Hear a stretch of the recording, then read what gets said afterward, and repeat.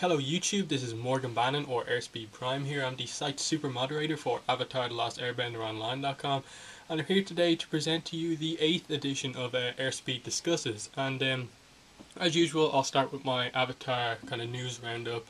Again, no news about Avatar, anything on official Avatar, no comic news really, we're just waiting for those to come out. January 25th for comic stores for part 1 and February 7th for bookstores and sites like Amazon. So make sure you can remember that. And that's kind of the big problem at the moment in the Avatar fandom. There's not a whole lot to talk about, mainly because everything is speculation right now on stuff we already know and we've known about for months. We really need something new just to get a little spark back into the fandom, to just get some discussion out there, keep people like satisfied for a month or two until like we get to like San Diego Comic-Con 2012, where we'll most likely get some more information. This is it's getting to be a really kind of big problem where you just sort of wonder, like, what is Nick's problem? Why aren't they telling us anything about the show? Why are they keeping it such a secret? And you have to realize, I think, I'll never just rant on about how much Nick is bad for this show. Constructive criticism is always helpful, I think, and I think part of the reason is you have to realize that Avatar on Nick is a unique show in that it's probably their only show that has a kind of major online fandom. SpongeBob, iCarly, that show Victorious, they probably don't have. I had a quick look on the internet, and they don't seem to have like huge online fandoms. There are fan sites out there, but nowhere near as active as pretty much any Avatar fan site. So Nick, with Korra, it's their first show that's kind of a sequel that is in continuity with another show. So they really don't know how to handle that yet, I don't think. And I find it really weird, since they know exactly how passionate the Avatar fandom is, and they just need to get someone active to run their two Facebook pages, the Avatar The Last Airbender Facebook page and the Last Airbender Legend of Korra Facebook page. Because right now the people there don't answer anyone's questions. It's left to people who own other fan pages to answer them. Other fans answering questions about the show that the people who run the page should be answering. So that's pretty much that. The site is, as I said, the update has been up. It's great. Loads of new people have signed up, and part of the reason I haven't been uploading my episode commentaries of late is because I've been been quite busy with the site, mainly because loads of new people have been signing up and they're not really sure how the kind of forums work. So I've been kind of more active as a super mod, as I've ever been on the site. So I think that's calmed down for the most part now. Right now we're just kind of, I think, just sorting out some stuff, some kind of a few bugs with the new site, and that's it. Pretty much the site is up, people like it. There's a lot more activity, but as I said before, some new Korra news would really help it. Now about YouTube, as I said, I'll start uploading more my episode commentaries soon. I'd like to thank Callum Friars, or otherwise known as BadgerMole1 on YouTube, for linking the site and my channel in his videos. I'm just going to talk a bit about that. He's doing a kind of series of reviews about Avatar The Last Airbender, reviewing every episode. He does one on Monday, one on Wednesday, one on Friday, and I recommend you check out his channel and watch his reviews. So that's that. And now into the topic for this week. Airspeed Discusses 8 is going to be about Avatar, the role of the Avatar, pretty much that. And I'm pretty excited to talk about this topic, mainly because I really love this topic. It's really interesting in that it's there's a few kind of bits that we don't know about, there's a few bits that we do know about, and you can get quite technical with it, which is interesting. It's kind of one of my favourite topics to talk about. I think the first thing to say about this topic is, what is the definition of the word avatar? Now, most people will probably know it from like internet forums and stuff. That the avatar is your kind of it's like a profile image that sort of defines you online. With like Xbox, your avatar is your kind of a Xbox person that you make, and stuff like that. But for the show Avatar: The Last Airbender and that continuity, the word avatar is actually kind of coming from the, I believe it's Hindu word avatar, and it means like deity in human form, or just some continuing entity, which is what the avatar is. You know, it's a reincarnation cycle of a spirit being in a way. And you know, then you have to get into what is the role of the avatar. And the role of the avatar, a lot of this may actually come across as like very basic knowledge, but I think to cover the whole avatar topic, I'm going to have to cover all these kind of simple things as well, as a kind of introduction to the topic. The role of the avatar is quite simply just to keep balance in the world, and also it's the role of the avatar is as the bridge between the physical world and the spirit world, by virtue of the avatar being a human with the kind of powers of a spirit in a way.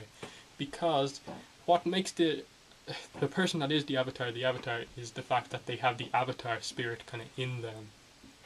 That means that while it is a reincarnation cycle, you cannot say that kind of Roku is Aang and that way, because they are their own unique person.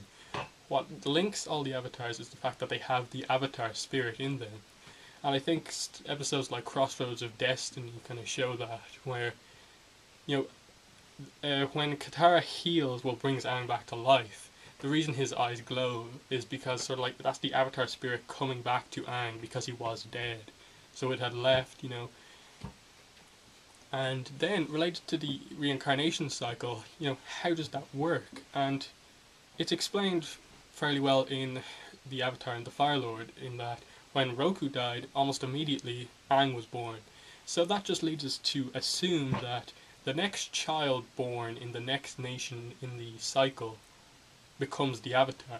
Which brings up the thing about the Avatar spirit does not choose, really. It's just the next child born. So that means it doesn't choose like a certain personality, it doesn't choose a gender, it doesn't choose really anything. Which it's just an interesting concept. It means that the avatars are all their own unique person. From what we've seen, none of them are the same person. Aang is a completely different person to Roku in the way they kind of view things. Kyoshi is like a very kind of different avatar. Yang Chen is extremely spiritual. You know, Roku is he sees kind of the good in his friends and stuff like that. Kyoshi comes across as the kind of downer of the avatars, in that she's just like, yeah, I killed him, yeah, I'm not even going to try and defend myself, I killed him, yeah, I need to do it, it's my duty.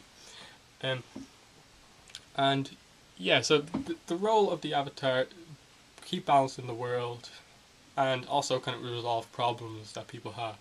That's the kind of more basic one. And then you instantly kind of bring up the point about why is the avatar always a human? Why just give him some spirit powers but not all spirit powers? Why not just make him an all-knowing spirit being? And that's explained in Escape from the Spirit World, Yang Chen.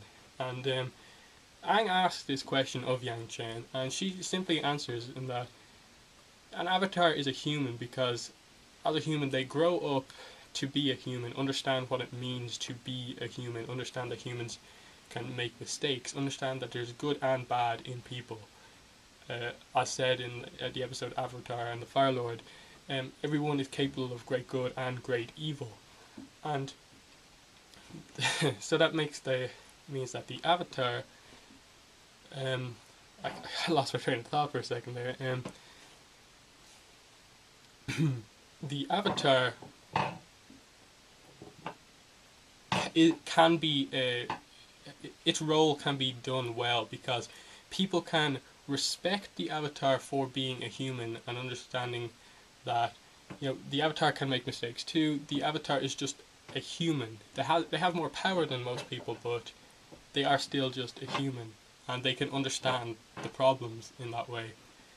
And that's kind of shown many times, as in with Roku, and what Roku believes, like, he pretty much created the war, but you understand why he spared Sozan's life. And the same with Aang, not wanting to kill Ozai. He wanted to stick to his beliefs, not just do the simple thing and kill Ozai.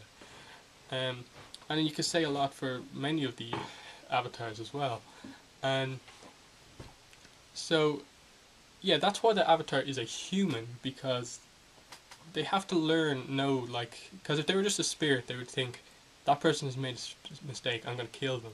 While an avatar, growing up as a human, understands that, oh, he just made a mistake, I'm just going to resolve this my way. And then, also going off the spirit kind of train of thought, you have the fact that who created the avatar? We know from the Lion Turtle that there was an era before the avatar, and before that, and in this era, they did not bend the elements, but they used energy bending, or bending the spirit within people. And that leads you to believe the only kind of reasonable explanation is that the spirits themselves kind of created the avatar, using the fact that they knew that they couldn't kind of keep balance themselves in the world, because the humans wouldn't be able to relate to them because they're just spirits. So they, give spirit powers to a human and create the avatar. And, this kind of brings up a slightly confusing piece of timeline in Avatar, in that the Avatar was in the era before. There was an era before the Avatar, and in this era they used energy bending. So that means that they didn't bend the elements, but we know that what is part of kind of like the definition of the Avatar is that they can bend all four elements. And so that leads you to believe that the Avatar came into being around the time when humans began to control the four elements. Now, of the kind of where the humans learned to bend the elements, the only one we as such know about really is Oma and Shu being the first earthbenders, and that was during a time of conflict. So that all kind of ties in with why the spirits would want an avatar at that stage. There was conflict in the Earth Kingdom, so we assume that there's maybe some conflict across the world too. So they created the avatar then, using the fact that people learning how to bend the elements, while good spiritually, gives people an extra weapon to use. Like, unchecked, you can probably see, like, the spirits probably imagine all four nations just going at each other, firebending, earthbending, waterbending, airbending at each other. So you create the avatar, he has control of all four elements to bring balance to the world, keep it in peace, and just kind of keep the kind of learning the elements as a kind of martial art, as a more spiritual thing. And that's like pretty much most of the topic about the avatar. We can learn a lot from, if we ever get like a story about who is the first avatar, like how did, like, if what nation the first avatar is from, like what is the start of the avatar cycle, and then what is the end of the avatar cycle, in a way. Like, they would have to choose, the spirits, if they indeed it was them who created the avatar, would have to choose a person, probably an older person. They couldn't just make suddenly a random child a spirit being. So it would have meant that they would have to kind of like appear to the person they best thought would be a good avatar, and it would make for a really interesting story if we ever hear about what this is. And then I suppose just to talk a little bit about some of the avatars. The main one obviously is Aang, and I suppose this brings up the whole thing about the kind of process of locating who the avatar is, training the avatar, and so on. And basically, you assume that somehow early on in the Avatar thing, when there was peace in the world, the nations kind of got together and decided that, okay, the Avatar is a really crucial person in our world, so we have to kind of put a system in place for training the Avatar. And they obviously decide that 16 is the best. At 16 years old, that's the best time to inform the person that they are the Avatar and start their Avatar journey. But before that, they used the kind of Avatar relics, the four toys, to locate who is the Avatar. Now, obviously, we know from the core leaks that the Avatar at a young age would show kind of potential and show that they are a bender of all four elements at some stage. So they would know about that for a long time, and you assume the parents of the kid would too know that, like, at some stage their child will have to go off on a journey to become the Avatar. So they said at 16 years old, then they will, from like 0 to 16, they will learn their home element. Then at 16, they'll go off to the next element in the cycle, and so on and so on. But the problem with this system is obviously that for 16 years after the death of a previous Avatar, there is no Avatar. And then while the Avatar is training, that's about, 10, 20 years while the Avatar learns the four elements. So you end up coming out at like 20 to 30 years with no Avatar to protect the world. And you wonder if at some stage in the history of the world that if there was someone who took advantage of this and used like the fact that Avatar recently died to start something.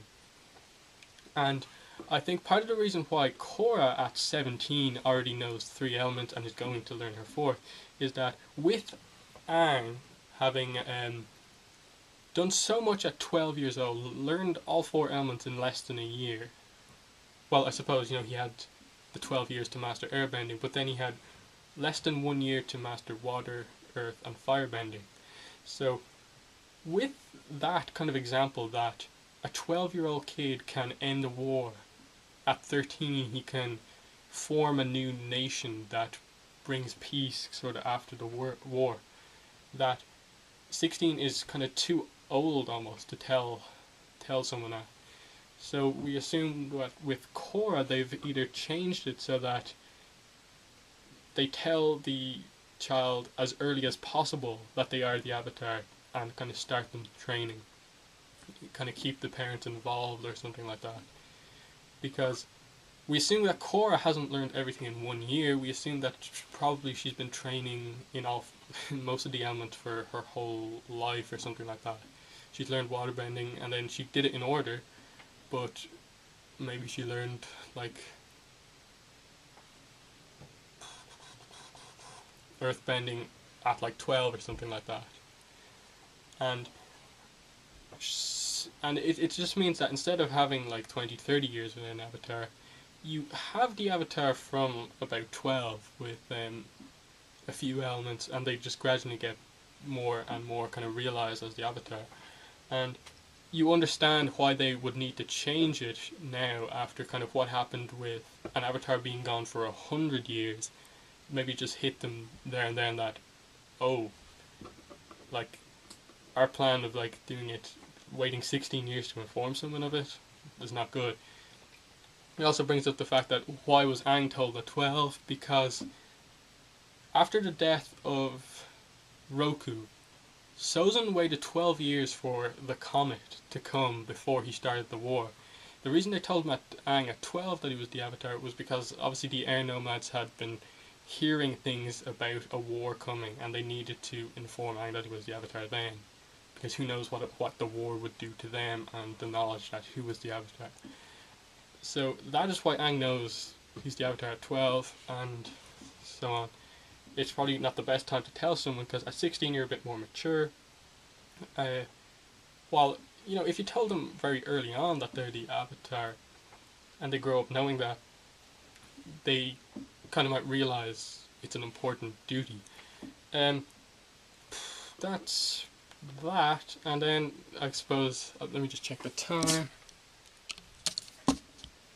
Uh, I've gone for 20 minutes so far. I don't really think there's a whole lot to say about the avatars as themselves. Um, just let me think. Is there anything I need else to say on the avatar in general? I suppose the concept is really interesting of what the avatar is, and kind of the relation between the avatar and the spirit world, and the fact that he needs to be human. It's all really interesting stuff, and the fact that a lot of it isn't as such completely thrown at you in the series. You have to kind of gather all this information from different places, and like I referenced the Escape from the Spirit World for Yang Chen, and all of those things are interesting. I suppose maybe a bit on the Avatar state actually, and the whole thing about if you're killed in the Avatar state, the Avatar ceases to exist, and I suppose that's easily explained by saying that you know the Avatar is their own person. The Avatar state allows them to control the other three elements, but as such they are not fully connected with the Avatar's kind of spirit at all times. But when they go into the Avatar state, then they're kind of like fused together, the person and the Avatar spirit, kind of completely. So if you're killed, you kill not just the person, but also the spirit as well, and that is why you destroy the whole Avatar cycle, because there is no kind of spirit to then transfer to the next nation in the cycle. And it also kind of brings up a point like how kind of chakras mastering the Avatar state are linked, in that the reason Aang, the Avatar spirit, wasn't destroyed while in 220 when Aang was killed was basically because he hadn't fully unlocked the last chakra. He kind of had in theory unlocked it, but just the kind of physical thing of kind of the energy flowing through his chi paths to get to the various pools of energy within his body was not yet finished. The Azula's lightning kind of made twisted up energy in his kind of back, which is along one of the chi paths. So when he hit the rock in 321, it unblocked that energy and kind of finished the flow of energy to the last chakra, the crown of the head, forehead, and that kind of fully unlocked the chakra. And I think the fact that all this can be explained just from like looking a bit closer into the show is a testament to the show. So that's pretty much my whole topic. I think it would be really interesting to get other people's thoughts on the Avatar, some of the stuff I brought up here, and I hope none of it was too kind of like I knew that already. So I think some of it was like that, what the Avatar, his role is, but I thought I kind of went technical enough where it might maybe interesting to some people, and yeah, so video responses, comments, please, and I will see you for the next Airspeed discusses and stuff like that. I guess just a note, I may be also doing some video responses to Callum Fryer's or Badger Mole 1's video reviews, because my episode commentaries, I feel like sometimes in them I get kind of too focused on what's happening in the episode and don't talk as much about how I like it. So reviewing episodes will be interesting too. So I'll inform you if I do anything. So thank you and bye.